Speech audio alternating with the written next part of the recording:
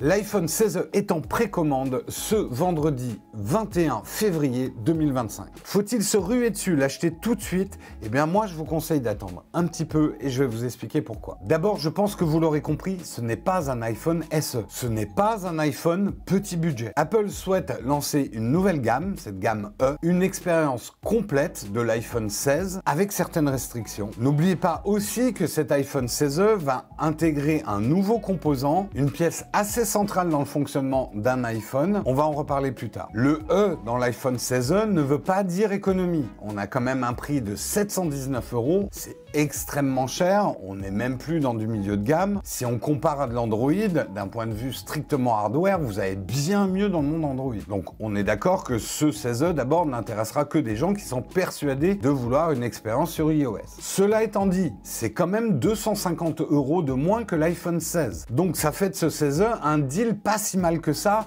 si on reste dans l'univers d'Apple et de sa marge. En fait, le E d'iPhone 16e veut plutôt dire essentiel. Apple, en réduisant les coûts, cherche quand même à offrir une expérience complète, totale de l'iPhone 16, mais en la réduisant à ce qu'il pense être l'essentiel de cette expérience. On va voir justement en détaillant un peu les spécifications de cet iPhone que Apple a laissé certaines choses, même de manière surprenante, mais ils en ont enlevé pas mal. Mais avant de parler de ça, j'aimerais vous parler de notre sponsor. Et notre sponsor, c'est Moonbeam, le spécialiste des imprimantes thermiques. Parce que c'est vrai qu'aujourd'hui, on n'est plus beaucoup à avoir des grosses imprimantes chez nous, et pourtant, on a de plus en plus besoin d'imprimer des étiquettes, notamment pour nos colis. Eh bien, la meilleure solution, c'est de passer à l'imprimante thermique. Les imprimantes thermiques, c'est déjà super compact, ça prend pas de place, mais surtout, vous n'aurez à penser qu'au papier thermique. Plus besoin de penser à des recharges en tonnerre, en jet d'encre, plus besoin de se préoccuper de l'encrassage des buses, et surtout, les imprimantes thermiques, c'est très économique. Une impression coûte moins cher qu'avec une imprimante traditionnelle. Et justement, j'ai deux modèles Moonbeam à vous présenter aujourd'hui. La 402B, hyper compacte, comme vous pouvez le voir. Elle permet d'imprimer plein de formats différents d'étiquettes, des plus sobres aux plus fantaisie. Elle a une technologie micro-jam, ce qui va minimiser le bourrage papier. On vous fait une démo avec des étiquettes froissées. En fait, avec cette technologie, ça va réduire le risque de bourrage à 0,01%, alors qu'il est de 0,3% sur d'autres imprimantes thermiques. Cette 402B va également automatiquement détecter les différents formats d'étiquettes. Vous pourrez les créer très facilement avec les applications et les logiciels Moonbeam, avec plus de 2000 modèles différents disponibles. C'est disponible en application Android,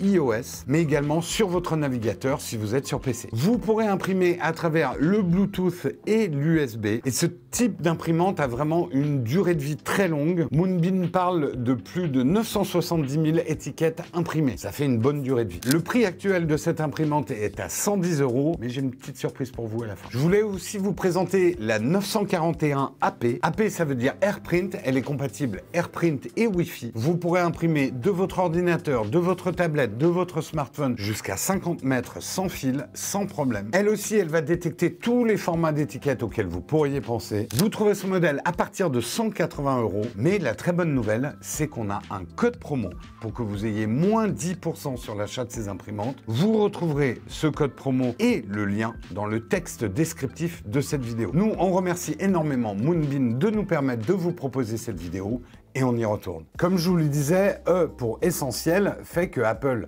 a laissé certains composants dans le design, mais il en a enlevé quelques-uns. Là où il y a une petite surprise, c'est qu'ils ont laissé le bouton action. Donc le bouton action, ils doivent avoir des retours que les gens l'utilisent beaucoup. Moi, c'est mon cas, le bouton action est devenu indispensable. En termes de design, contrairement au SE qui avait toujours un petit look rétro quand même quand on les achetait, là, on a quand même un design qui globalement fait que c'est un iPhone qui va en 2025. On a quand même un grand écran OLED de 6,1 pouces, OLED, plus LCD. On a la reconnaissance faciale, fini l'empreinte digitale. Bien sûr, plus du tout de bouton Home, qui lui est vraiment relégué aux archives. Et merci un petit peu l'Europe, on a l'USB-C. Mais par contre, il a des choses qu'il n'a pas en design. D'abord, l'écran, c'est peut-être de l'OLED, mais ça reste du 60 Hz. Ça, pour certains d'entre vous, c'est inadmissible. Perso, je pense que pour la cible du 16E, ça n'a pas d'importance. On n'a pas la Dynamic Dynamic Island. Est-ce que Dynamic Island est indispensable pour avoir une vie épanouie avec son iPhone?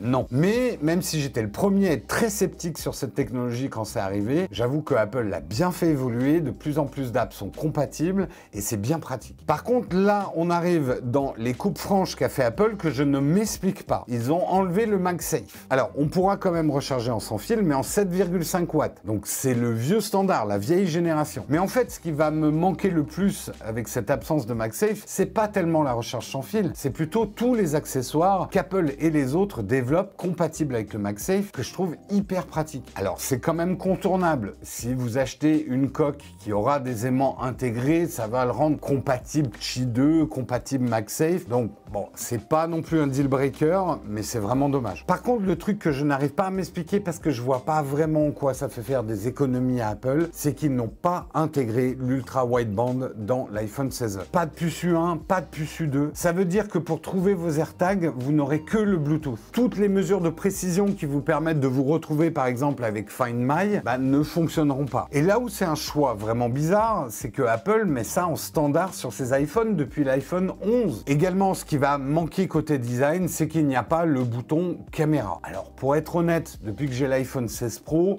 le bouton caméra, je l'ai utilisé 3 fois, dont une fois par erreur. Vraiment pas convaincu de l'utilité du truc, en tout cas pour la photo. Peut-être que l'arrivée d'Apple Visual Intelligence au quotidien me fera changer d'avis, mais ça reste à démontrer. Donc je pense pas que c'est vraiment rédhibitoire que ça ne soit pas présent sur l'iPhone 16e. Qu'est-ce que Apple a mis dans ce 16e au niveau du hardware? Il faut d'abord qu'on parle de la batterie, parce que je pense que ça va être l'argument de vente principal de ce 16e. La batterie a l'air insane. Sur le papier, Apple nous annonce 26 heures d'autonomie en lecture vidéo, c'est 4 heures de plus qu'un iPhone 16. Et a priori, avec cette nouvelle puce C1 qui va gérer la 5G, les réseaux, Apple a bien optimisé l'autonomie de l'iPhone 16. Ça reste à confirmer, mais c'est assez malin de la part d'Apple parce qu'ils savent très bien qu'ils ont toute une partie de leur clientèle pour qui l'autonomie est le facteur numéro 1 d'achat d'un iPhone. Bien avant la caméra, bien avant la puissance. Et ça, c'est des gens qui risquent d'être très séduits par l'offre du 16. On a, a priori, le même processeur A18 que l'iPhone 16. Ce qui, en termes de mise à jour, est très rassurant. Ça veut dire qu'un iPhone 16e sera mis à jour pendant 7-8 ans. Encore plus longtemps en mise à jour de sécurité. Ça veut dire aussi que Apple Intelligence va tourner dessus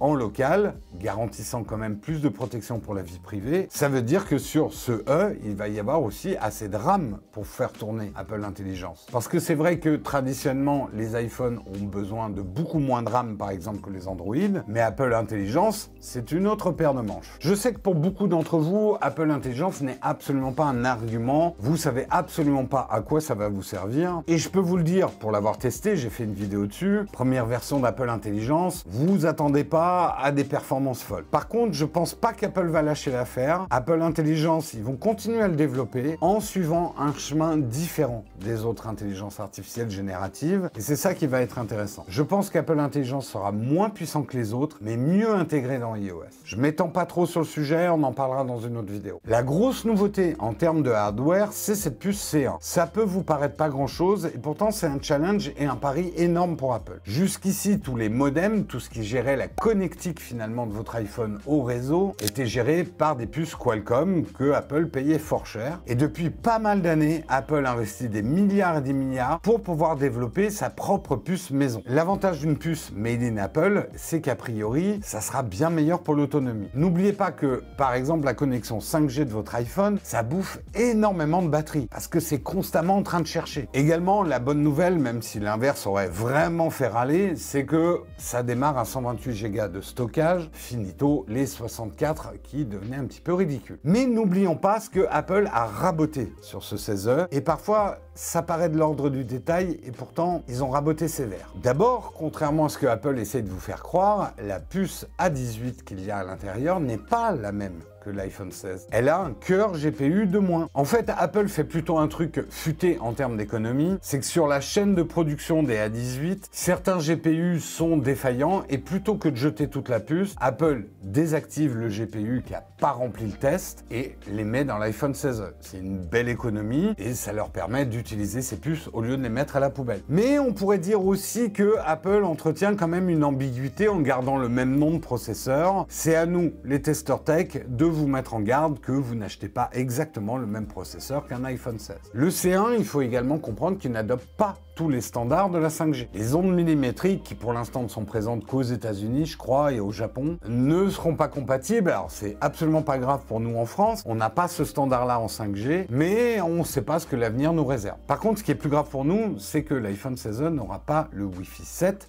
il n'aura même pas le Wi-Fi 6E. Pour beaucoup d'entre nous, votre box de toute façon n'est pas compatible, mais dans le futur, ça risque d'être un peu embêtant. Également, l'iPhone 16e ne sera pas compatible avec le réseau Threads, réseau pour lequel Google, Apple et tout ça ont commencé à se mettre d'accord. Donc pour la domotique, pas génial. Au niveau de la photo, c'est là où on a la différence la plus visible avec les iPhone 16. Il n'y a plus qu'un seul objectif, mais heureusement, ils ont gardé le meilleur des objectifs, l'objectif principal. C'est un objectif où vous pourrez faire du x2 avec le crop capteur, ce qui est meilleur qu'un zoom numérique quand même. Donc, il faudra vous passer du téléobjectif et de l'ultra grand angle, mais on peut se dire, c'est cool, j'ai la même expérience que l'iPhone 16 au niveau du meilleur des capteurs. Ben, pas exactement non plus. Vous n'aurez pas, par exemple, les styles photo qu'on avait sur le 16 et sur le 16 Pro. Également, si vous êtes fan de vidéo, on perd la stabilisation du capteur en vidéo. C'est dommage parce qu'à ce prix-là, ça aurait fait une bonne petite caméra. Donc, comme on le voit quand même dans cette succession, Apple a fait de sérieuses coupes budgétaires pour pouvoir arriver à ce prix de 719 € en maintenant leur sacro-sainte marge. En fait, ces coupes sont plus ou moins embêtantes, ça dépend quel type d'utilisateur d'iPhone vous êtes. Moi, par exemple, il y a deux coupes budgétaires qui sont vraiment rédhibitoires pour moi et qui font que l'iPhone 16e est absolument pas fait pour mes usages. Moi, l'absence de puce ultra wideband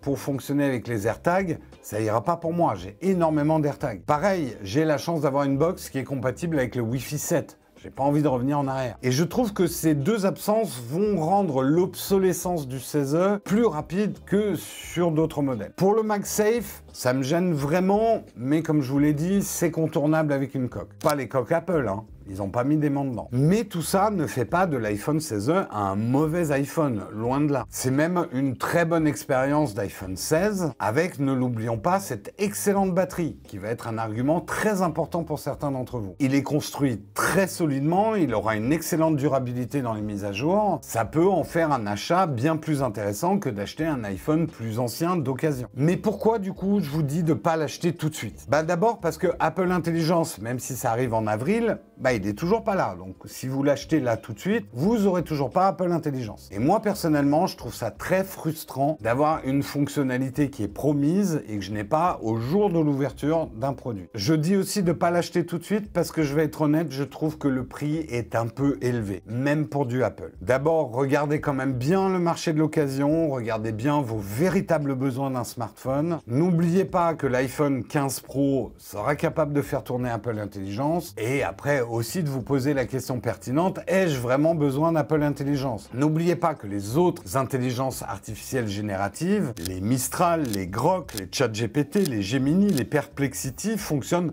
parfaitement vu que leur puissance est déportée, ils n'ont pas besoin d'une grosse puissance sur le smartphone. Mais surtout, moi je vous conseille, si vous n'êtes pas un acheteur pressé, d'attendre les promos. Apple traditionnellement fait jamais vraiment de promos, mais par contre les distributeurs tiers, ça arrive assez souvent. Et je fais un pronostic, en tout cas j'aimerais bien que dans pas trop longtemps, on trouve l'iPhone 16e à 650 €. Allez Amazon, faites un effort. Mais surtout, là où je vous dis d'être prudent, c'est à cause de cette nouvelle puce C1. Je me méfie toujours des premières générations chez Apple. Faire une toute nouvelle puce qui va gérer toutes les connexions, souvenez-vous des problèmes qu'on avait eu avec l'iPhone 4, le mauvais placement des antennes. Moi, je vous conseille d'attendre les vrais tests produits. Les testeurs tech qui vont vraiment mettre leur carte SIM dedans, tester la connexion à divers endroits, voir l'impact que ça a sur l'autonomie. Nous, en tout cas, sur la chaîne, parce que je suis en vacances, on ne fera pas d'unboxing, mais par contre, on fera un test long terme de l'iPhone 16e. N'oubliez pas de vous abonner si vous voulez pas le rater, et on vous donne le conseil traditionnel de la chaîne Nowtech. Take your time, prenez votre temps avec la tech pour faire les meilleurs achats. En attendant, si cette vidéo vous a convaincu qu'il ne faut pas que vous achetiez un iPhone, vous pouvez aller voir une vidéo qu'on a fait il n'y a pas si longtemps où on compare iOS et Android en 2025. Et moi, je vous retrouve très bientôt pour une prochaine vidéo.